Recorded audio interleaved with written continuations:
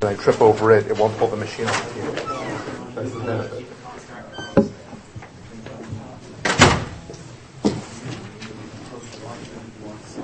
Nope, no sound. We do that tonight. Sure.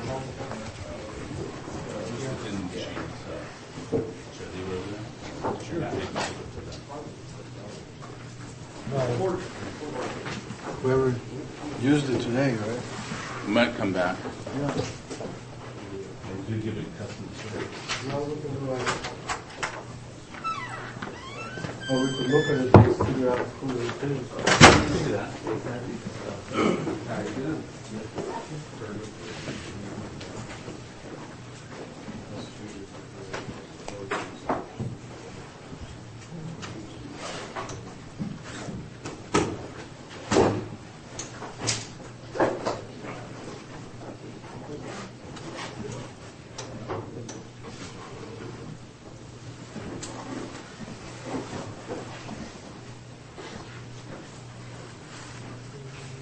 Oh my God.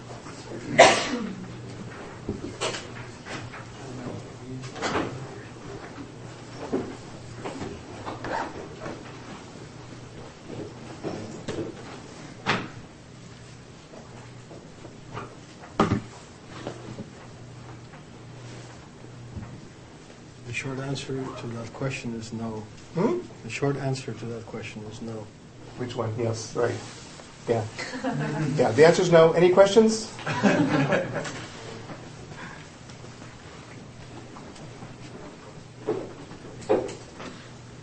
Why is everybody sitting in back? This is, Because I they're feel like I'm in church. long-sided. There's people that usually They're farsighted? It's here. Okay.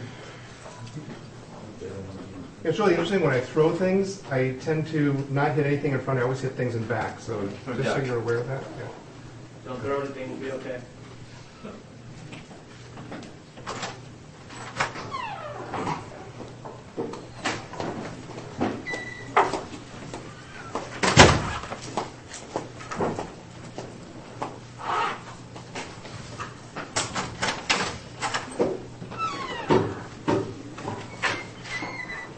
We're going to learn.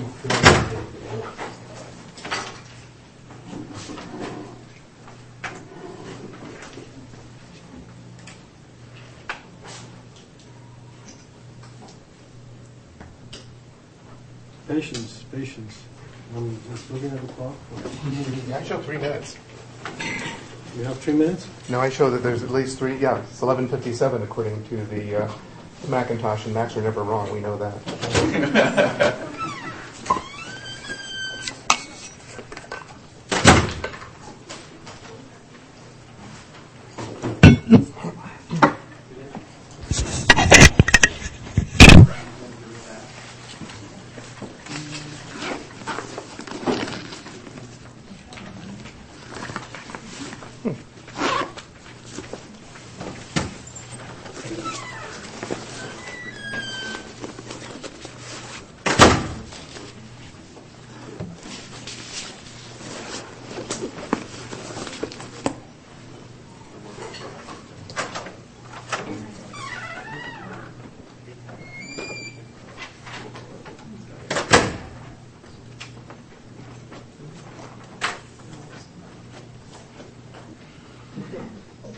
I assume there's a power, I assume there's a plug somewhere, but I don't see it. Yeah, there is a plug. Is it right there? Oh, another thing for me to trip over then. So there was one like over on this side of the wall. Oh yeah, there is. There's one right in front. Never mind. Okay. There's that one over there. Fewer things to trip on would be good.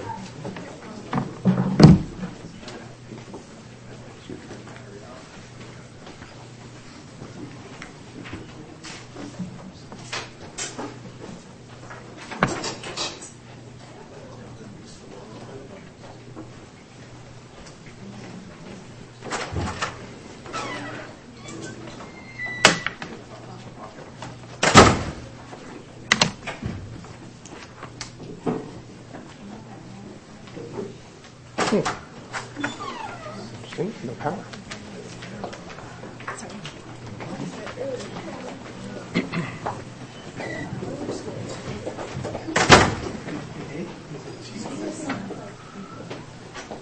Okay, I think we waited long enough.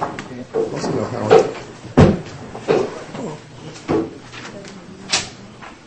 Next week, we'll have Robert Bruce, a graduate of Sonoma State, former student of mine, who worked for LucasArts for a while, and I think he's back there again. He's going to come over to tell us how to build Android apps. That's next week. This week, I'm very happy to introduce you to Ron LaPedis, who was, I think you were also a student of mine, long far away. And he's going to talk to us about how to make your data safe. Let's welcome our speaker. Thank you. Yeah, I was in school before C was invented. So, and when we had little plug boards for the computers. No, not quite that long. Actually, it was that long ago. We used punch cards. I swear to God, we used punch cards my first year of school. Absolutely incredible.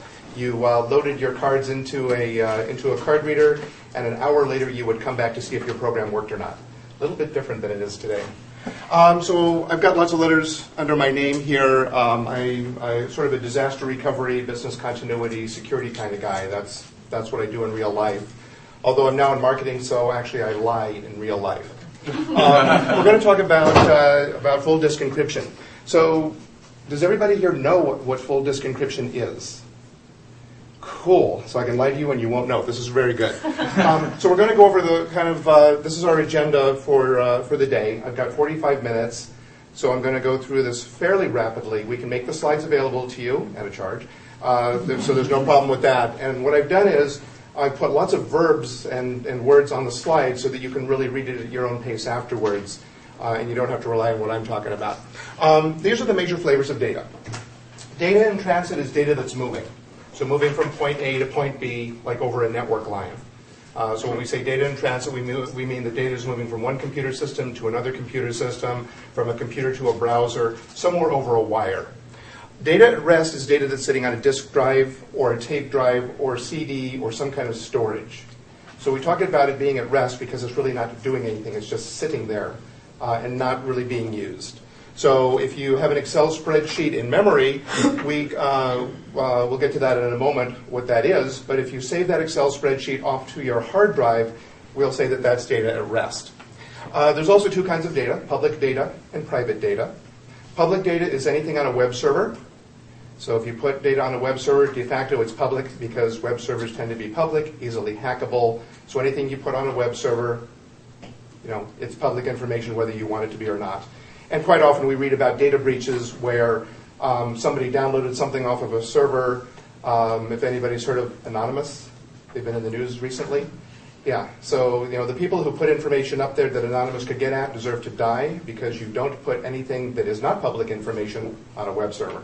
Private data is data that should be kept private for one reason or another.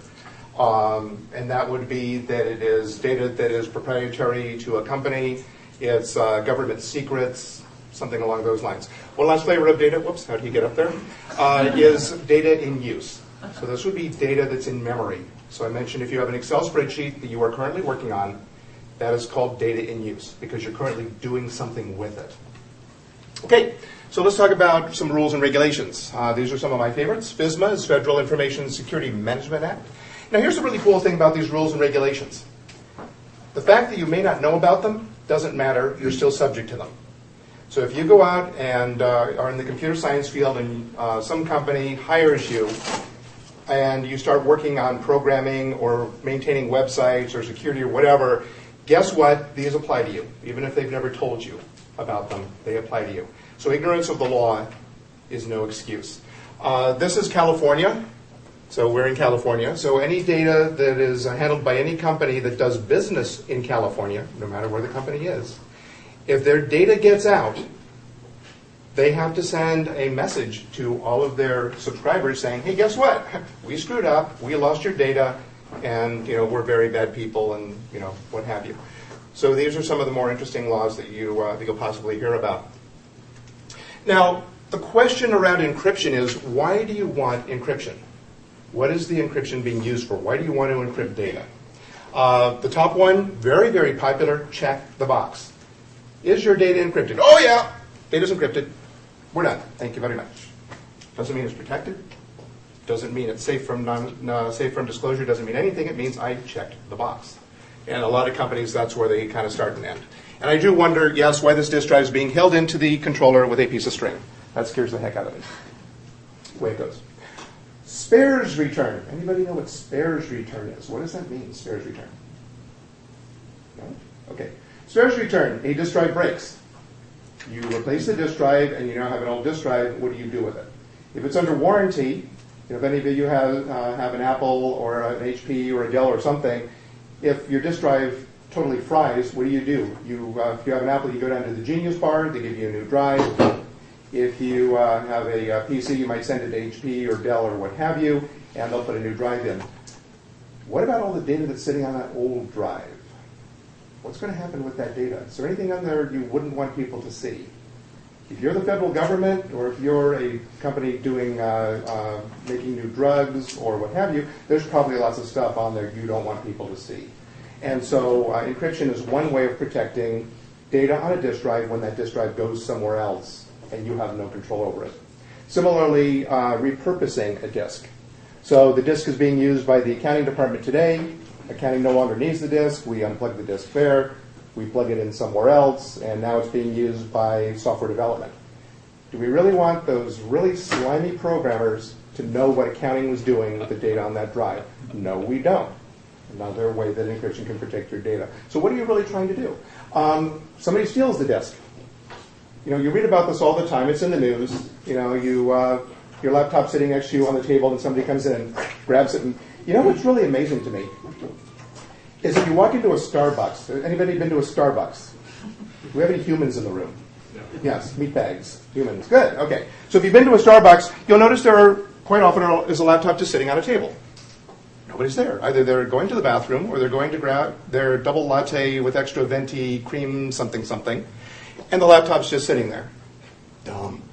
Because somebody can just run in, grab the laptop, and run, and they've got everything. Not a good thing. None of you would do that, right? Right? Okay. What about somebody hacking into your storage area network? Hacking into your operating system? Hacking into the database itself? Somebody hacking into the application? What about insiders? Ooh, what's an insider? Insider is somebody who works for the company that wants to steal data from the company. That is a really insidious threat because it's very hard to protect an insider from gaining access to the data that they're supposed to gain access to. But how do you keep them from gaining access to data that they shouldn't be giving to somebody else because maybe a competitor is paying them a little bit of money under the table? Okay. Yeah, here's our friend at, I don't think that's Starbucks, that's not the right color, but here's our friend out at some coffee shop. And man, she really has to pee. So she's going to get up and run to go to the bathroom. But she's smart. She realizes that somebody could get to her laptop. She's going to close it and hibernate it while she runs. Does that do anything for her, closing the laptop, letting it hibernate? The answer is no. Okay, so let's talk for a moment about self-encrypting drives or full disk encryption that's done in software. BitLocker would be an example of full disk encryption that's done in software. Or File Vault if you have a Mac. Those pieces of software or self-encrypting drives only protect the drive if the drive is completely powered down, if it's off. If you're hibernated or if you're sleeping, the data on that drive is not protected. So if you decide, yes, I want to use encryption to protect my data, number one, understand the limitations, which we'll go over in just a little bit. And number two, understand when it's actually effective. And the answer is, it is only effective if the drive is completely powered down, if the system is completely shut down and powered down. Sleeping and hibernation does not work for this purpose. Okay, let's talk about some encryption injection points. So here's our big mainframe computer over here. You can encrypt your data right within the application. It's a great place to encrypt data. It's very close. That's the highest level where the data gets touched. So you encrypt data within the application, you decrypt data within the application. And we'll talk about in just a moment why that's a very good place to have encryption. Another place is in a library that's attached to the to the application. So let's say you buy an application off the shelf from somebody. So you buy SAP or something else that doesn't have encryption built into it. You can glue a library off to the side that will encrypt your data. The next place is in the database engine. So Oracle has the capability, as does MySQL, has the capability to encrypt tables. So if you're running SQL, you have the ability to encrypt data within the tables, which is kind of a cool thing. You can also encrypt data at the disk driver. So as data comes into the machine, it's decrypted. As data goes out of the machine, it's encrypted. These are all done in software. But those are good places to do it. You can also do it at the controller level. So inside the actual hardware chips that are sending data back and forth out to the disk drives, you can do your encryption in there as well. Now, as I'm moving further and further away, I've got more and more places that are open to hacking. That's the downside as I move off to the right side. As I move down and to the right, I've got more places where my data is open. If my data is encrypted on the drives and gets decrypted as it comes off the drives, look at all the places I have that I can hack into to get at that data. If my data is encrypted right within the application, my attack profile or the size of things that I can touch is getting a lot smaller. I have to hack directly into the application. Right? If I hack into the database, the data is still encrypted. If I somehow hack into the operating system, my data is still encrypted. It's only decrypted right as I'm going to touch it within the application. So this is a better place to be encrypted, or to be to have your encryption done, than down there. HSM is a hardware security module, and an HSM can be used as an augment to encrypt the data within hardware. Hardware tends to be faster than software. So that's one place. And something that you absolutely cannot live without is Mr. Key Manager. Because when you encrypt data, data is encrypted using a key. And if you don't manage those keys, you're going to be toasted very, very badly. So you have to manage those keys. Imagine, if you will, you've encrypted a bunch of data, you've backed it up to tape, you send that tape somewhere safe, and 7 years later, anybody who's a U.S. citizen knows that the Internal Revenue Service can audit you up to 7 years after you file a tax return. 7 years later, somebody comes to your company and says, hey, we're from the government and we're going to audit you. And we need to see your financial records from 7 years ago. And you go off and you happily grab those tapes and you bring them back on board and you realize they're encrypted and nobody's got the key. Saying no to the government is not a very healthy thing to do because they will throw you in jail. So that means you need to keep track of those keys going back 7 years at a minimum, perhaps even further. So that's one reason for a key manager, to track down all those encryption keys. Okay. So we just talked about some of the benefits and trade-offs. You can also combine these for what they call defense in depth. So just like multi-factor authentication can help identify somebody, multi-level encryption can help protect data. Now, the level of encryption that you're going to use is really based on the data you're trying to protect. The more valuable the data you're trying to protect, the more robust encryption you want to use to protect it. And encryption has a lifetime, so we'll get to lifetime in just a moment. But this is just a recap of the different places that data can be encrypted. Again, as you move over to the left and up, your data stays encrypted for a much longer period of time. And all things being equal, it should be safer. Because as you move down here, you've got more and more hack points. Okay, the useful life of keys. Has anybody heard about the research done on RSA keys on the internet? Okay, so we'll get to that in just a moment. You have? Okay. So there was a really cool research paper done, which I'll get to in just a second. But here's the interesting issue. These are different encryption algorithms, RSA, elliptic curve cryptography, and the key sizes. So 256 bits, 384 bits, 521 bits. As you get longer, the computations become harder, and it becomes harder to crack, all things being equal. But our friend here, RSA 1024, which was developed many, many years ago, kind of expired. It's so easy to hack this algorithm, it's not even funny. So you can go and you can decrypt data that was encrypted with RSA 1024 with a couple PCs running in the back room really, really easily. RSA 2048, well, that'll be good for another few years. You'll probably be working at that time, so you may want to be thinking about ECC, which is going to be lasting for a lot more time. So these are encryption algorithms and associated key sizes that can be used with them. So Ron was wrong. Ron Rivest, let's see, it's RSA, Rivest, Samir, Edelman, invented the RSA algorithm many, many years ago. And Whitfield Diffie is the W in RSA.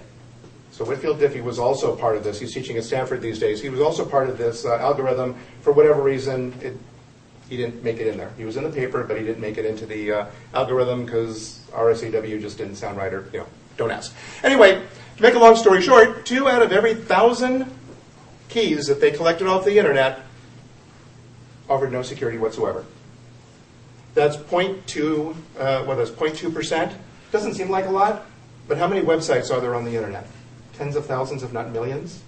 So it turns out that if you go to this paper, again, you can get this presentation afterwards. If you go and download this paper, it is absolutely incredible to note that there are so many routers out there that have useless encryption in them, and there are so many websites that have useless encryption as well. So if you go and are working with your bank, and they use an RSA key to protect the information going between you and your browser, your banking information isn't safe.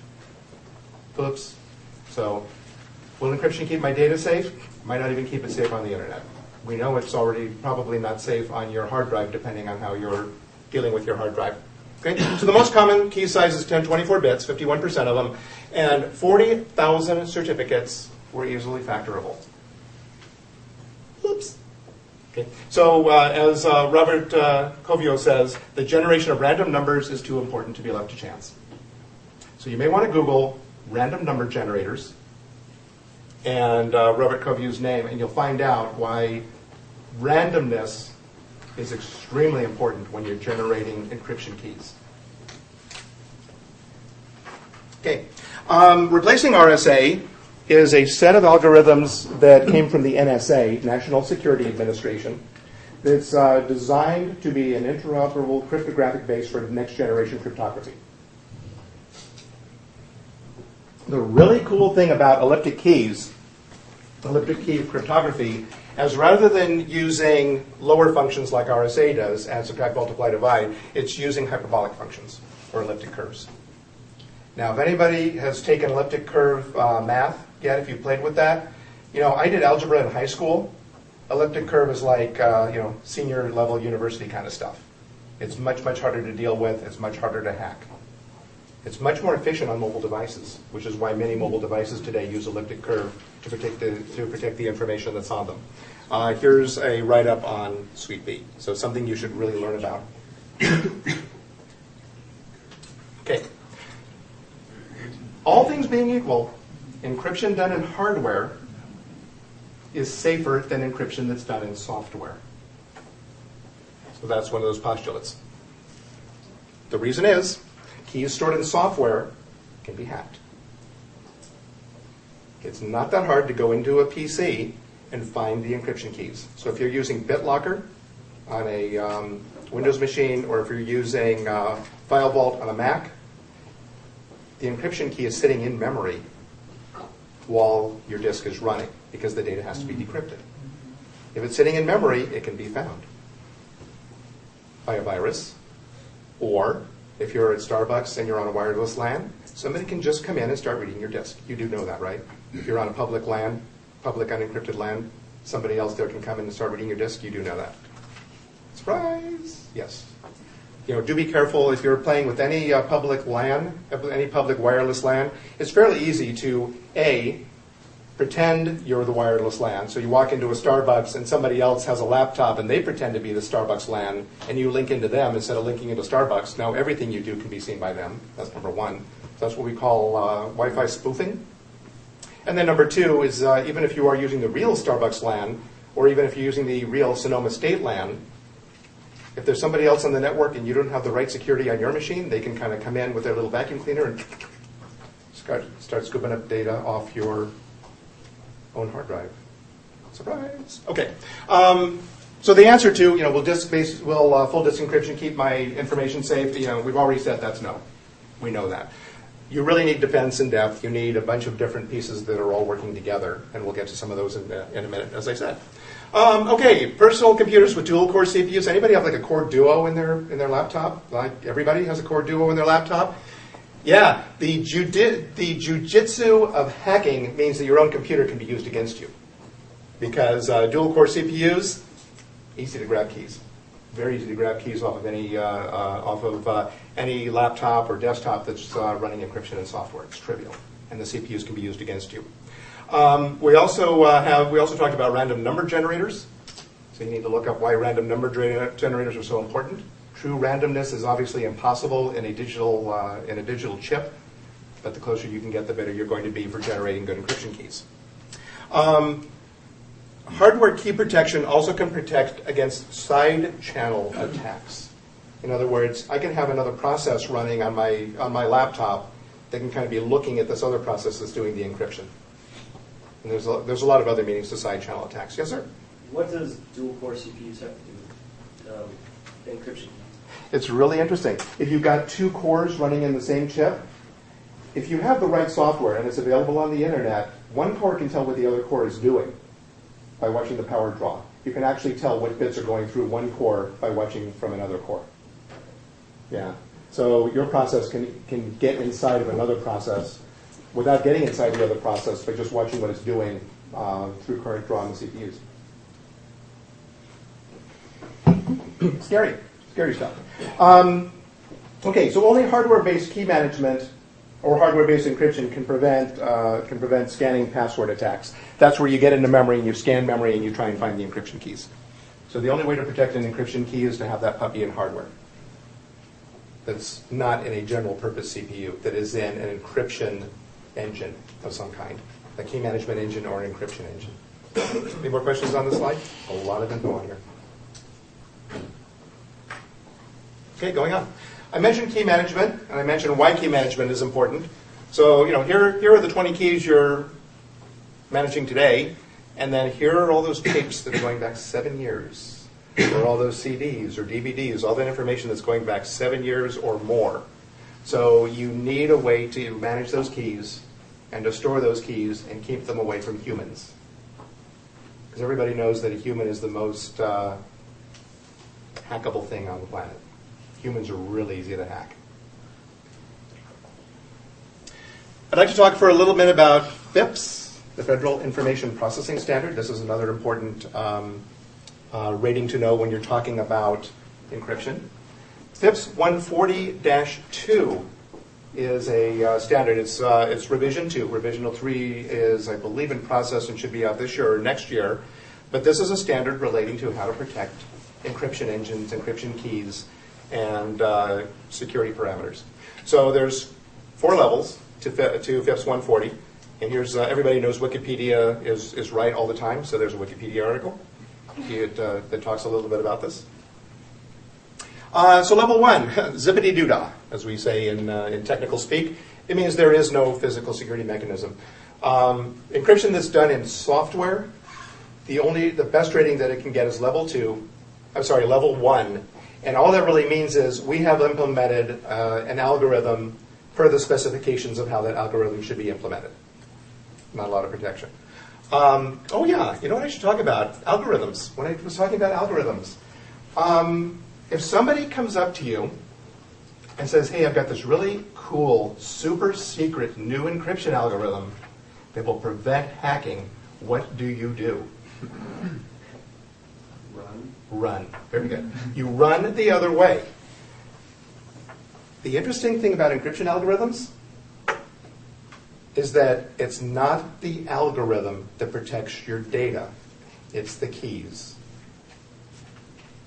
Every encryption algorithm that has been approved for use by most governments requires the use of a public algorithm that has been extremely vetted.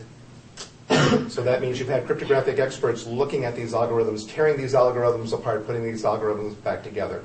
A secret algorithm is not a good algorithm because that means it hasn't been tested. So if somebody comes and says, hey, we have this new whiz-bang security algorithm, this new encryption algorithm, and we want you to use it, the answer is run the other way and only use an algorithm that's been vetted.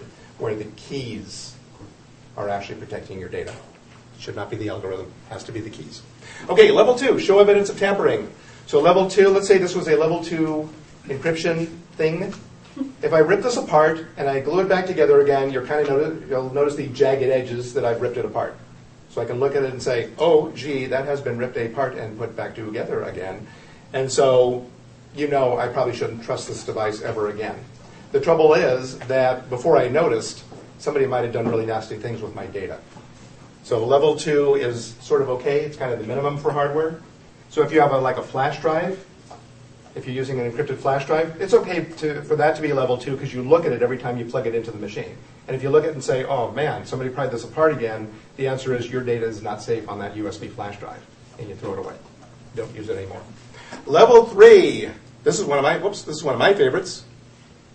Level 3, prevent access to the critical security parameters. So level 3 is going to be things like metal plates, screws, epoxy, glue, things like that. So it's going to be really physical prevention of getting to any of those security parameters. And level 4 is definitely the favorite because level 4, if you get anywhere near that crypto, it is going to toast itself.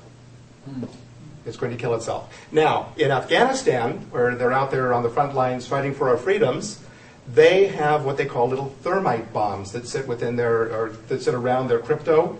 And if you tamper with that thing, has anybody seen Mythbusters when they use thermite? Mm-hmm. It melts anything. Thermite, anyway, they've got these things wrapped in thermite. If somebody tampers with those puppies, it disappears. It's gone. The crypto just disappears completely. So level 4 is used really for military secrets, high secrets, things like that, where if you get anywhere near the crypto, it is gone forever. But what's the security boundary? So when we're talking about hardware security modules, we also have to talk about the security boundary. So the security boundary is the boundary that defines what isn't crypto and what is crypto. I wish there's no markers in here, are there? You want a marker? You have a marker? A non-permanent marker? Oh, look at that. George Ledeen steals markers. Okay. Okay, cool. So, if that's my security boundary, my crypto should be in there, and this should be not my crypto. It's very easy. If anybody's taken biology here, think of a cell. If it's outside the cell, it's not in the cell. Fairly easy.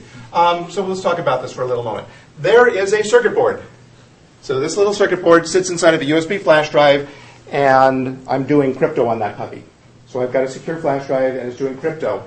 My crypto boundary is the whole board, because I'm doing cryptography on this board. There's lots of resistors and all sorts of really cool electrical things and things you probably shouldn't eat and whatever. But right now it's exposed. So if I take an oscilloscope or something, I can kind of touch this board and I can see what's going on, and that's really not good. But if I put epoxy around it, that is now a level 2 or a level 3 crypto boundary. So it's level 2 at an absolute minimum. This puppy is level 2, right? If I kind of eat into that thing, it's going to be darned obvious that I've eaten into it, that I've done something, that I put drills in it, whatever. Now, if I pick my epoxy in such a way that if I touch that epoxy and the board goes with it, so whether heat or a drill or what have you, if that epoxy is chosen in such a way that I can't touch the epoxy without blowing up the board, then it's going to be a level 3 or it could be a level 4. So it could be one or the other. Now, the difference between level 3 and level 4 is really a fine line. And it could very well be that level 3 just makes the circuit stop working, whereas level 4 actually wipes out the keys. Wiping out the keys is a very, very good thing. But that's my security boundary. So if anybody at home has an electric garage door, you might have a little panel on the outside where you can put some numbers in and the garage door goes up. Or you may have something here. You may have a door where you can press some numbers and the door opens for you, like a door to a lab or something. So that, in theory, is my crypto boundary. Or at least the manufacturer wants you to think that's the crypto boundary. But what's really cool is if you go behind, you'll notice there's a bunch of wires back there behind that panel. And all I need to do is rip that thing off the wall, cut the right wires, and touch them together, and the door opens. Because all that's happening over here on the front is if I enter the right 4 digits, it just closes a circuit.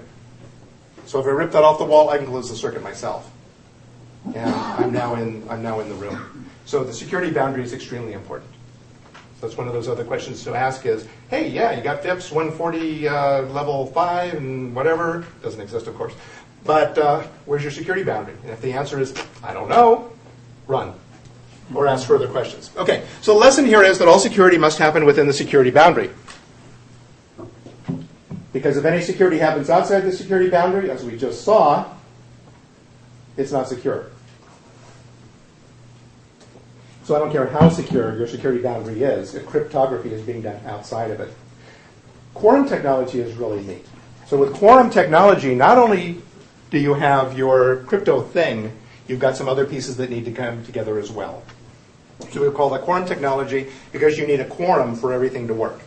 So for example, if I have a flash drive, I probably have a password to unlock that flash drive. But what if part of the key material to actually decrypt the data is sitting on my Mac over there? So now I need my drive, I need my password, I have to plug it into this Mac because that Mac has part of the key in it. We now have a quorum. The quorum happens to be me, the password, my flash drive, and the Mac. Unless you put all 3 together, it doesn't unlock. So that means if somebody steals it, puts a gun to my head and says, give me your password, and they plug it into their Mac or their PC, it's not going to unlock because there's information in there that I need. So sometimes we can call that two-man control. We can also call that quorum technology. You need a bunch of different pieces for things to come together. Okay? Now, the absolute maximum danger here, besides the insider threat, which we talked about for a second, is if an attacker gains access as an authorized user. So I told you humans are probably the easiest thing to hack. Why bother hacking into a system when I can hack into a human? Do you have a help desk here? Yep. So Sonoma State has a help desk. And if you forget your network password and you call the help desk, will they reset your password for you? Yes? Over the phone. Yeah. Sorry? Not over the phone. Bingo, good. Not over the phone. Excellent. That's great. There's a whole body of study called social engineering. Social engineering is exactly what it sounds like. It's engineering somebody to do something that they really shouldn't be doing. And that includes calling the help desk and saying, hi, I'm George Ledeen. I forgot my wireless password. Can you give me my wireless password? Now here, luckily, not over the phone. They won't do it. Dr. Ledeen has to show up and prove he's Dr. Ledeen, and then they'll reset his password. But in many companies, it doesn't have to be. And what's really interesting with social engineering is if you get somebody flustered, it's much easier to convince them to do something they shouldn't be doing. God darn it, I'm the CEO of this company. Who's your manager? I'm going to get your butt fired, fella. Okay, I'll do it.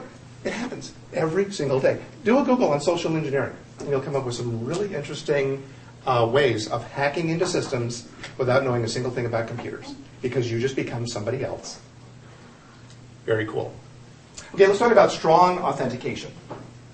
Strong authentication or multi-factor authentication means that you have more than one thing that's authenticating you. Now, you may think we've moved off of encryption. Not really, because all of these multi-factor authentication tools use encryption in one way or another. So I think most people have seen the secure IDs.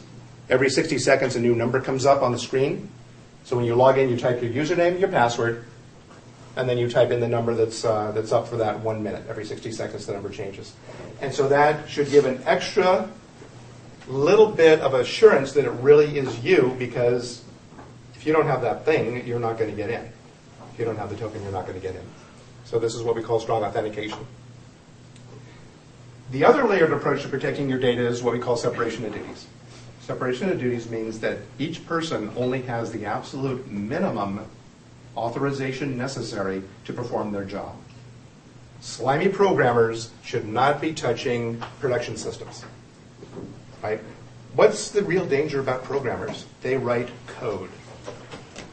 What does it mean when they write code? That means that they can put code in that does interesting things. And if that makes it into the production system, that is not cool.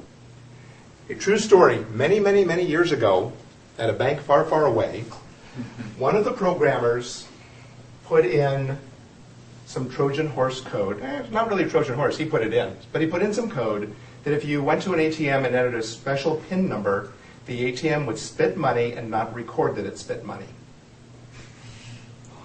And he could go to an ATM, put his card in, enter the special PIN, and money would come out of the ATM. And he would walk away with it. Unfortunately, he was out sick for a few weeks. Somebody else looked at his code and found the code that he put in there. He was terminated for stealing money from the bank. What was more interesting is the bank decided that they really couldn't protect against this. And so all of their developers were forced to close their bank accounts at that bank, and they were told to open bank accounts at a different bank. Because the insider threat was that the programmers, the developers, could put in hidden code that would do really cool things for them on the production systems. That's one reason you, A, don't let developers anywhere near the production systems, and B, that's one reason you want separation of duties. This bank now has let their developers reopen accounts. They now have 3 different teams. They've got one development team. The development team writes the code, tests the code. They then have a release team that looks through the code line by line, separate team, separate location, that looks through the code line by line to make sure there are no back doors that were put in by the development team. And third, they have a production team that actually compiles the code, final compilation, and puts it into production. And they're in different geographical locations to prevent putting things into production that shouldn't be put into production. So, best practice, separate your administrative functions. You have Mr. Configuration Person that configures all your systems. You have Mr. Logging Person that reads the logs to make sure Mr. Configuration Person isn't doing things they shouldn't be doing. And you have separate admins for your users, for your security systems, and for your storage. And yet somebody else does backup and restores. What you're trying to do is you're trying to split the job functions over as many people as possible so that one person doesn't have ultimate control. And if you run into a system anywhere where you have super user, the company you're working for doesn't care about security because you never need super user on any system that's configured properly. Okay, so in summary, we talked about the objectives of getting here. We talked about encryption algorithms. We talked a little bit about implementation. Don't use secret algorithms. Use publicly vetted algorithms. We talked about hardware security modules and key managers, key generation and management, better authentication, multi-factor authentication, and separation of duties. And the last one is a leftover from another talk I gave, so ignore it. Strike it from the record. It doesn't exist.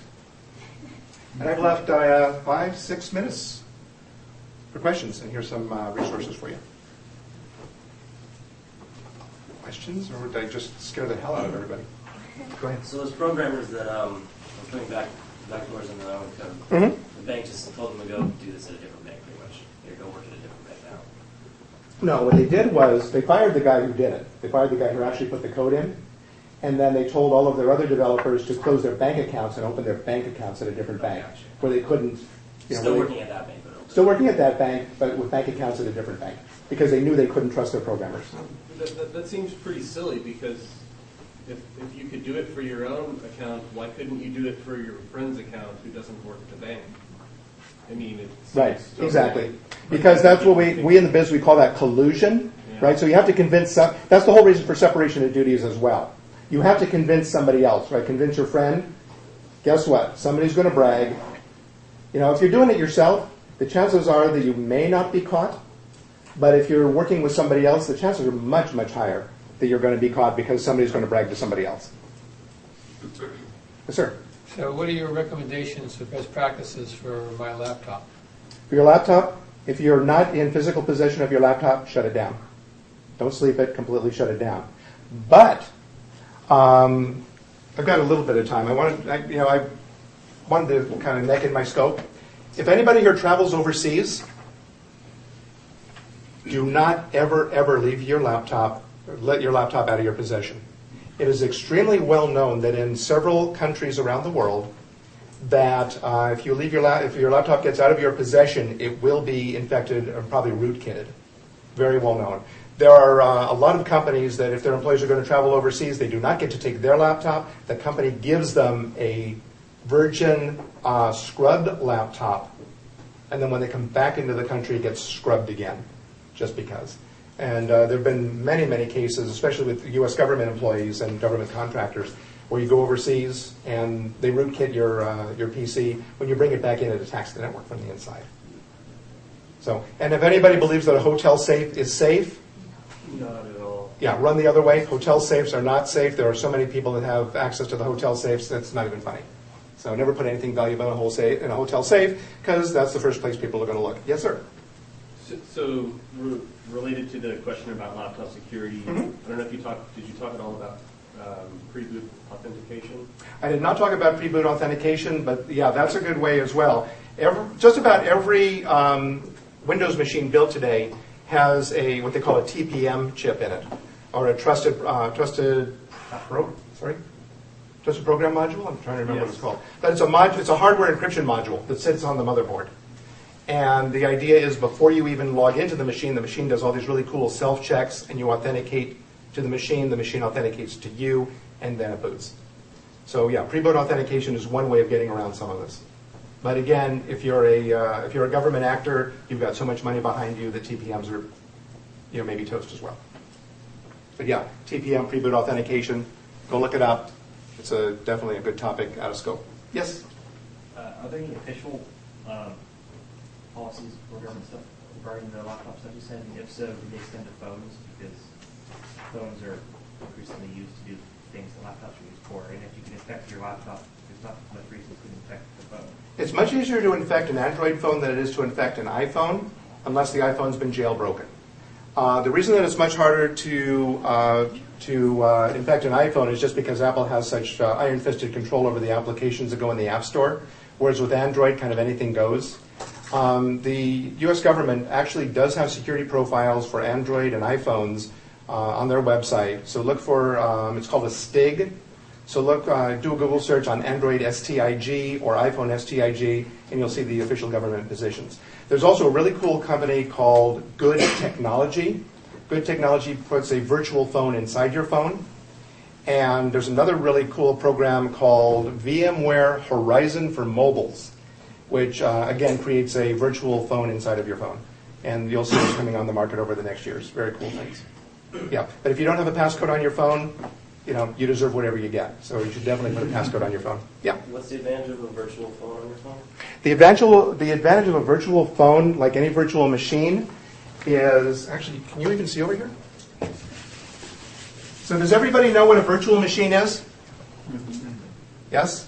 Okay. So depending on what kind of hypervisor you have, so we have a hypervisor, you can have two virtual machines or more. This is your personal virtual machine.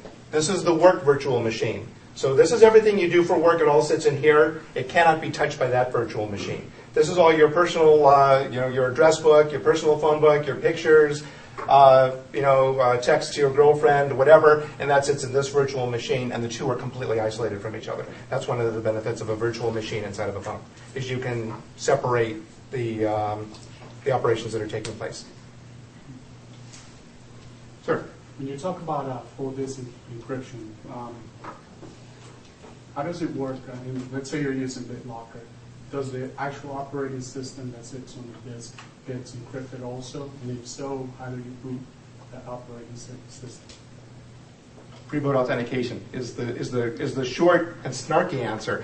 But yes, that's the kind of the downside of BitLocker. So if you're using BitLocker, there's a special boot record that comes up first. You enter your BitLocker key, and then it decrypts the rest of the drive. So what BitLocker is doing is the encryption is done in the disk driver inside of Windows. And so as data comes off the disk, it's decrypted. As data goes back onto the disk, it's encrypted. When you first boot the machine, you unlock BitLocker, then it unlocks the drive. Your drive is only locked if your drive is completely shut down. Okay, my time is up. I'm going to hang around for a little bit, so if you've got more questions, I've also got a business card that has my web address if you want to go up to the website and look around. Okay, thanks. Thank you.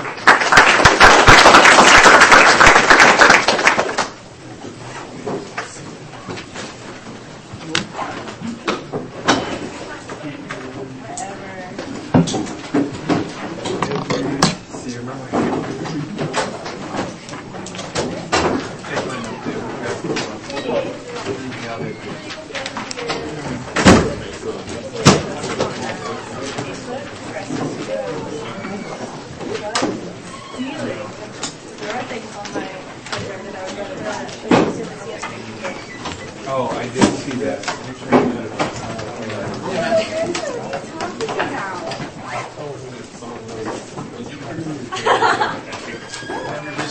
Yes, sir.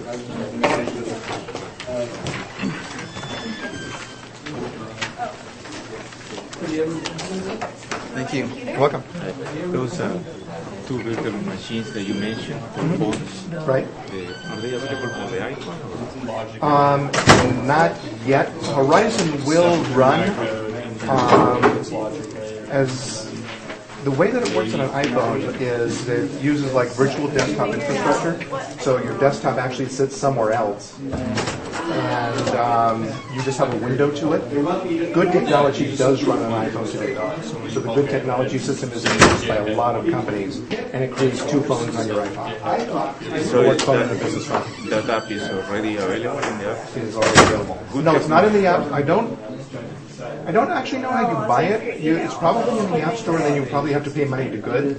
I think it's going to be like a lot of other ones where the app is free and then you pay for the service. Is my guess. But it's called good technology. But honestly, I don't know how to buy it. But that would be my guess. I know the government's a very big user of it. Thank you. Thank you. What are you stuck on? Everything out? Okay. Yeah, we have to get out of here for the next class. It compiles, it does its seg fault, but when I have an output, nothing is outputted. And I like output everything correctly. It's just like, I don't know, kind of upset. Something to do more. Beautiful code.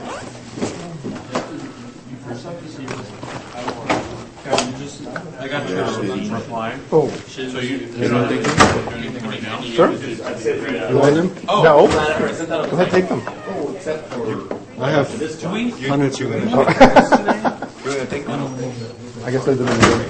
Oh, We haven't had any new material. yeah. I mean, other than what we just had Tuesday. Do we have a quiz today, Dr. Levine? Good idea. No, you forget. You can. I forgot about it. You can ask Mr. LaPedis to come and talk to us Yeah. as well. That'd be fun. Yeah, forget I said anything about a quiz. There's no quiz. Are you the guy? Teacher, you forgot to give us our homework. You only got 5 minutes. No, I'd rather you lecture. That'd be more fun. You can then nap, right?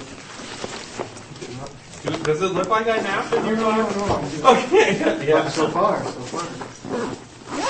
I did a few more, I was playing around, I don't know if it was yesterday or the day before, a few times with the stuff we were looking at the other day with the Diffie element, and using the web page you mentioned, the GIMP site. Yeah, and even the biggest numbers that they were throwing at it, it just says no. That big numbers library is really fast. Could you send that to me, Kevin? It's just a C++ library that you just search for it. It's just type in C++ big numbers. You can't listen at all. It's iPhone.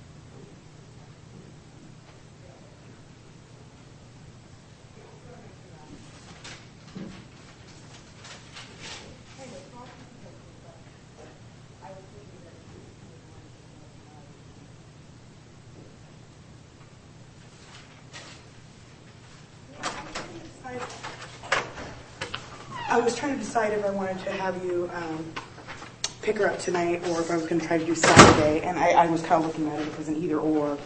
So, I mean, we may still come over on Saturday, but...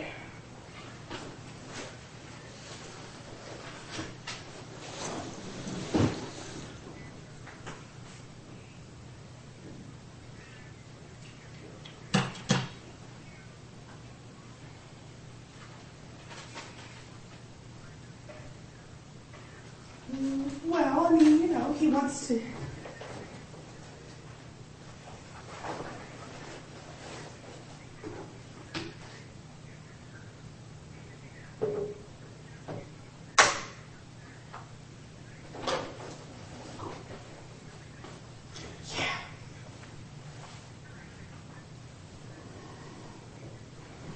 It's enough.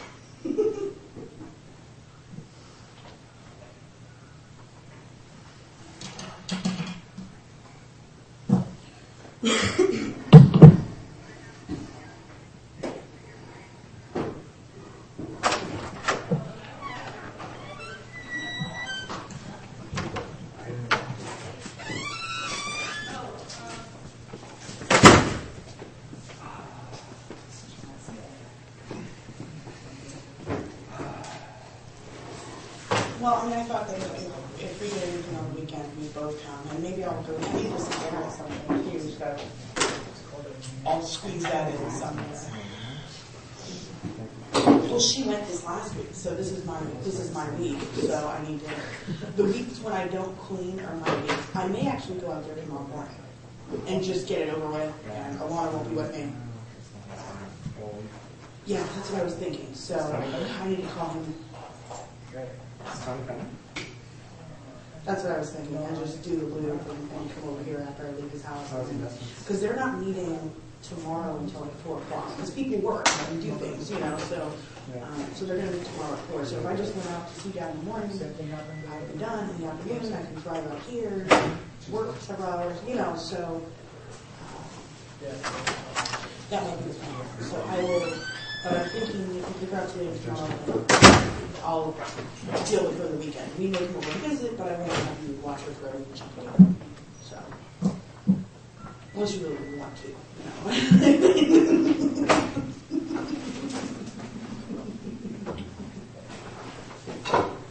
You can.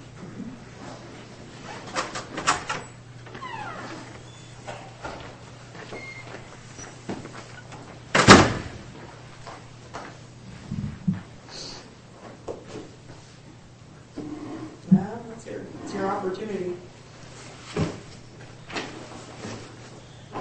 Okay. All right. Well, I have a class starting in a few minutes, so I will.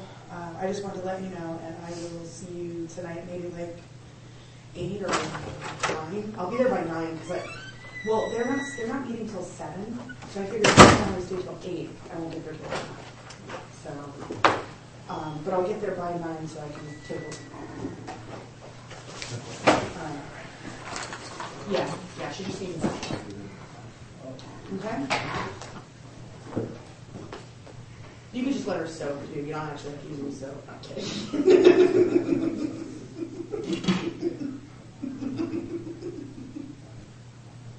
All right, Mama. I'll see you tonight. Bye.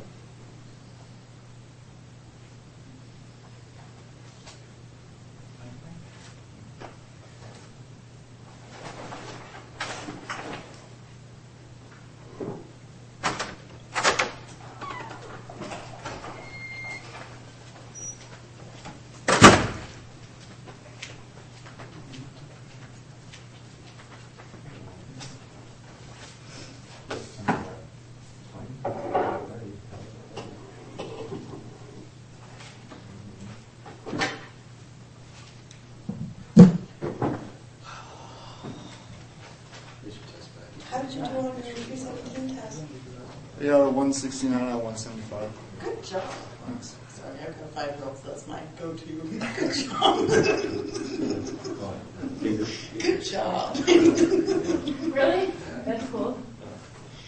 You got tell them that. Yeah, We don't have any, but they're. 3-year-old and a 1-year-old. Like it was. Okay, yeah, so you know. I'll do that too. Good job. You work your questions a whole lot. They like to hear. Yeah. Well, I was just telling her the other day about something. I was like, oh, I don't need to tell you good job anymore. You're a good girl. When you do that, she's like, no, you still need to tell me good job. Yeah. But I still like the good jobs. Boy or girl? Both girls. Both girls. So I'm outnumbered. Yeah, it's 3 to 1. That's pretty funny. Yeah, they half the time they'll play with each other, have a great time, with their best friends, and then There was a distribution for the class, where I wrote it on my paper. That's not bad. Yeah. That's not bad. He said it's one of his better. Yeah, you guys are better breaking. You're turnouts. breaking some records. Yeah. Because we had 17 people with A's and B's. Yeah, he usually fails about that many. Yeah. So, I'm sorry. Go ahead. oh, I think I was done. Oh, were you? This grade age goes really fast. It goes really fast, and they grow up so much between like 3 and 5. So really enjoy that time because the next you're just gonna turn around and be like, you're losing teeth. Like, what's like that? You just shot him. She did. My daughter lost her first. Wow. First 2. I thought it happened in like 1st or 2nd grade. I don't know. Otherwise it was 5, but. I'm surprised it was that early either. Yeah. It was like everything else. It's they're aging faster because of the hormones. I don't know what's going on. When are we going to do Yeah, I should do that this weekend. I went to school talking about I thought I was going to do it earlier, but I didn't. would you find out about our paper? all this stuff. Oh, did you pass that? Oh, sorry, I was like, Intellectual conversation because she's only. I'll try to do it this weekend. I do it to a certain extent. I can't talk to her about it. yeah. Economics and stuff like that.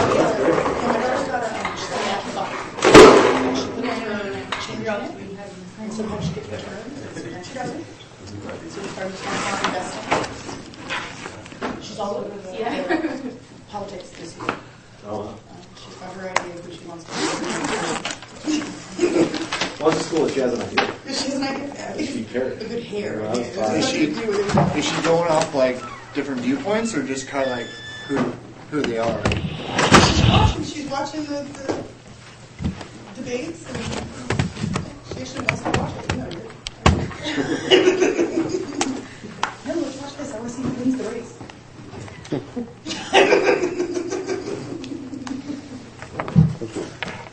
This is lots of points. They're adding up here.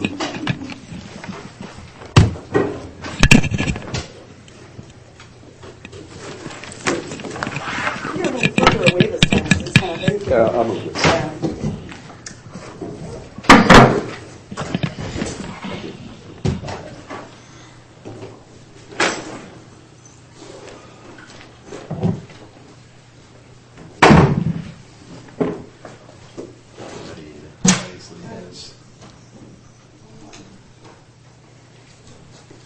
Basically, it has spring fever.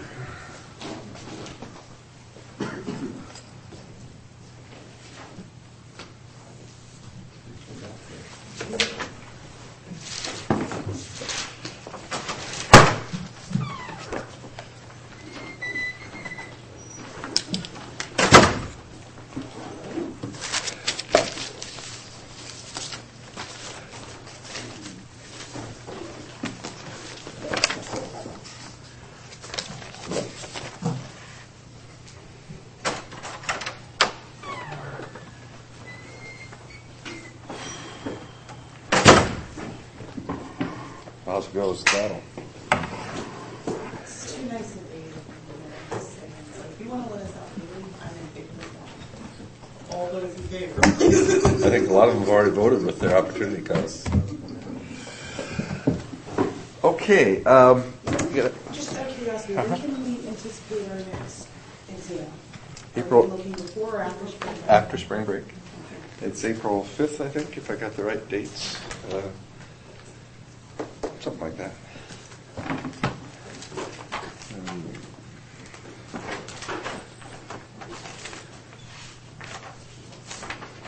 Yes, April 5th. And then there's also a paper of some type. Right. I say that you never We're all read getting ahead. stressed out about it, obviously. Yeah, right. People are raring to go. I'll try to have it for you next time. The next. 3 people asked that. Oh, really? Yeah, I asked her. She asked it, and then you. We're all ready to go. Yeah, you ready to go? Start working You on don't it. have enough to do, obviously. It's getting to be that time of the semester where, like, Try to get some things done so I can focus on them. that's not the only paper I have to do. Yeah.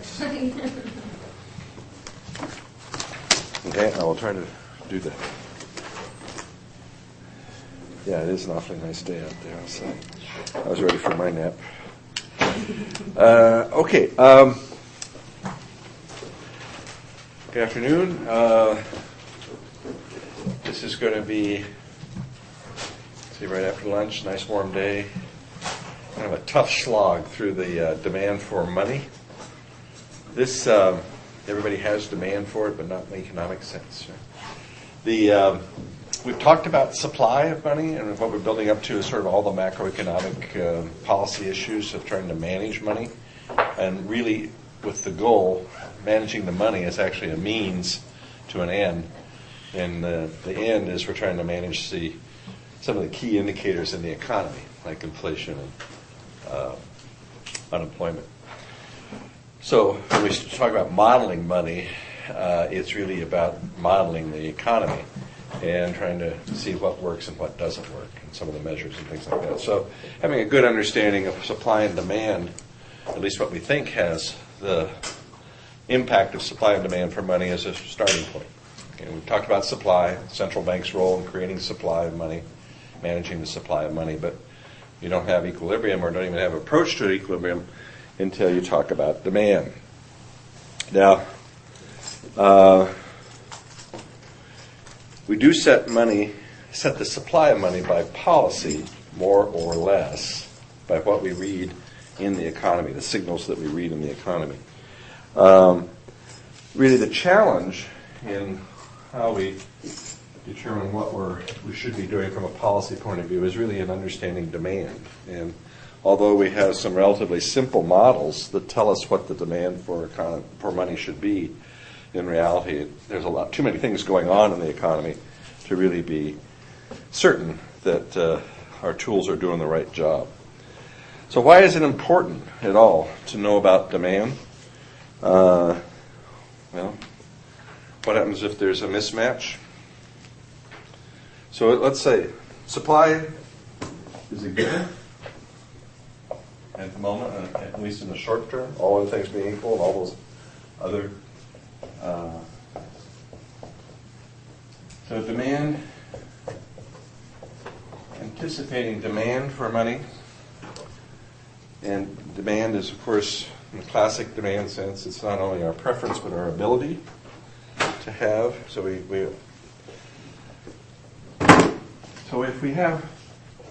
if demand for money